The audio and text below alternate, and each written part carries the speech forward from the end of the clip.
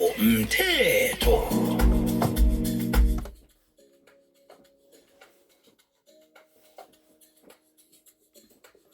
Imzuzu imachuma amabili nembili ngemva kwesimbi yesibili usekhamba noColin ubiziwe kwamasango King Biziwe emtatweni ngikhambisana nosisazi mthetho begodo ligqwetha ubaba uJabulani wakwamkhwanazi sikhuluma la ngezivumelwano sokuhlalisana nibabantu ababili abathandanako kingathi ababili mhlawumbe ke gaba abantu abaningi kuzakuyangana ukuthi nivumelana njani mhlawumbe nisithandathu nje izivumelwano sokuhlalisana nibabantu abathandanako.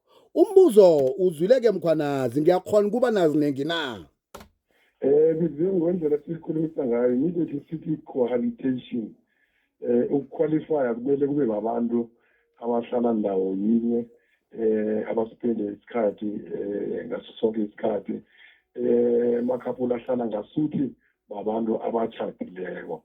kunabanye ke mkhwanazi umuntu uhlala ngazuthi usesithenjini namhlanje ungapha kusasa ungale njalo njalo uya ngapha nangapha iye Nangabe kunjalo Biziwe bayazana mhlawumbe kumele kube into yokuthi bayazana. Kumele kube uona iproperty ngale ngolimi lomthetho nangelimi lomtshato ungayinikisa lapha ku-customary marriage la i-customary marriage evumela ukuthi indoda ingaba nabo aboma mhlawumbe abadlulako kuyi-one.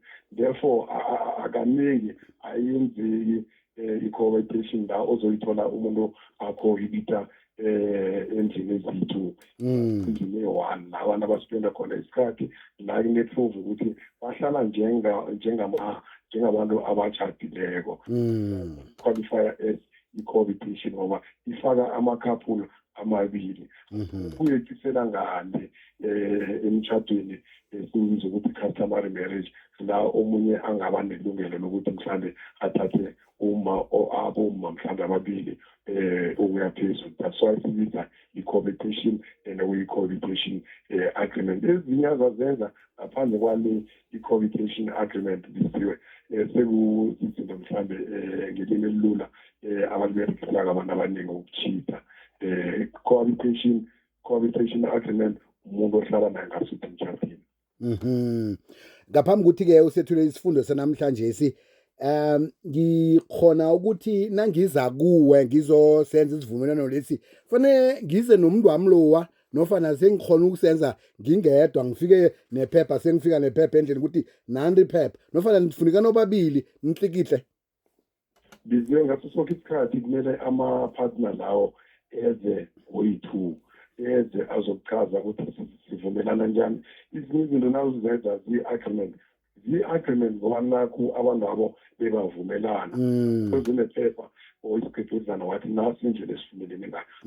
Kane ukhona lapho babeka ama-terms ababekako ize ishike la igcinene seyi-final draft la abazayisana khona ukhona nawe uloyara obasiqinisa yona ngaleso sikhathi. Akukhonakala ukuthi uthathe isigcebhezana ukuhambe naso mhlawumbe uyosenza i-agreement nofana i-contract uye eloyareni uyi-one. Naso sonke isikhathi kumele kube yiwo amakhapula lawa yi-two aku-cohabitation la angena khona ku-cohabitation agreement. Mhla ngifuna ukuphuma-ke fanele ngibuye lapho ngizokusayina ululu ukuthi hawa sengifuna ukuchada lapho okhunye. Ilula Biziwe lokha niyenza i-agreement le, that's why kune-clause ezakukhuluma ngendlela enizokuhlukana ngayo. Ngibapha ama-terms enwabekako lokho enizokuhlukana nofana enizokuseparate kumele kwenzekini. Therefore niyokulandela indlela i-agreement le eniyenze ngayo ukuthi in terms of i-separation ngilokhu esizokwenza ngilokhu esizokulandela ngaso sonke isikhathi nangabe nahlukana nofana naseparate kumele niyilandele indlela enikhulume ngayo lapha cohabitation agreement. That's why iyayifaka indaba ye-separation ekugcineni. Sibuyekeze nje kancane ifuna abantu abahlala bobabili kungasuthi babantu abachadile kwabangakachadi ingase abantu abanande ingase abantu abavakatshelanako nje kwaphela. Iye. That's why beberekisa khulu bakhona abaku-cohabitation njengoba sikhuluma ehlelweni lethu namhlanje. 15 years, 20 years emtshadweni babaleka ama-terms nemithetho ekhona lapha emtshadweni badecide ukuthi asizihlale njengoba sihlele so asingene ku-cohabitation agreement uku-avoida ama-consequences abakhona lokho asewungene emtshadweni.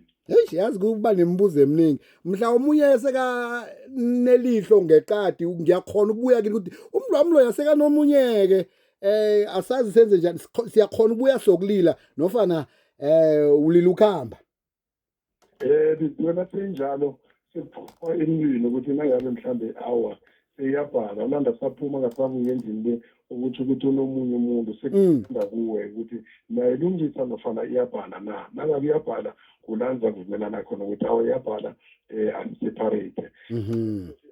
Le esinayo la nasi ikhuluma into enjengale lokho sikufike istage lesi la esesiseparate khona so kuyi-decision yomuntu ukuthi wenzani emva kokuthi abonile ukuthi omunye sele anamehlo nofana sele anelihlo elinye ngaphandle so yinto ebakhona ngaso sonke isikhathi eyenzeka mara sekuphuma emlilo wayilungisa nofana ayilungiseki kuyaseparate kulandelwa yona i-cohabitation agreement le ukuthi kumele kwenzekile sihlukanisa njani impahla yenzeka okhunye nihlanganyele ilowo mbisiwe 2005 ithini i-agreement le in terms of separation ngenkoloto ezinjengalezo yiyo into ekose nilandelele ngaso sonke isikhathi.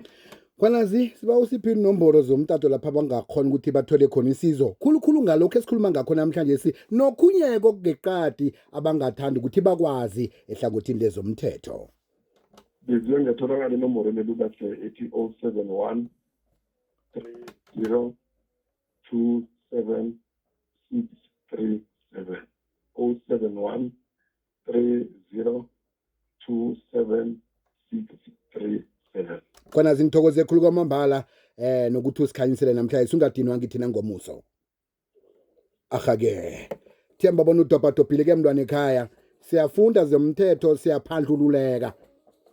Umthetho qobe ngomvulo ngalesi sikhathi vanisi sidembe ke zomthetho ukwazi ukuthi uthola ilwazi uthi ungena nje ungene wazi ukuthi ngengikupho khona ngomba nomunye umuntu uphaphama ngemva kweminyaka elithumi yonke athi thana ngenza lokhu iminyaka yonke nje la solo awulazi ilwazi leli.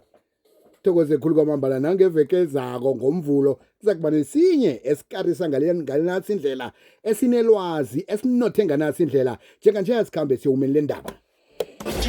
Mthetho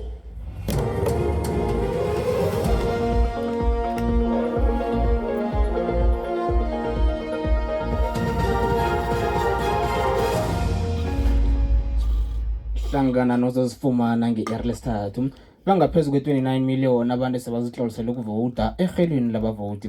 I-IEC ithi pheze sizakhamuzi eziyi-1.7 million ezithindelwe nekomishini le ngokuvakatshela iinteji zokuvota namkha ngokusebenzisa ubunzinzolwazi bokuzihlolisela ukuvota ngepelaveke phelako. Abanye abafundi besikolo sezobukhwari iLucky Dube Secondary School of Performing Arts eMede eMpumalanga bathembisa ukulima indima eqakathekileko ukuraga nokuhlonipha umsebenzi womvumi wereggae oselazile kuyisemkhulu uLucky Dube. Imininingwane ezela kwangendaba ezikunye nezekhabo uzozifumana nge-iri lesithathu.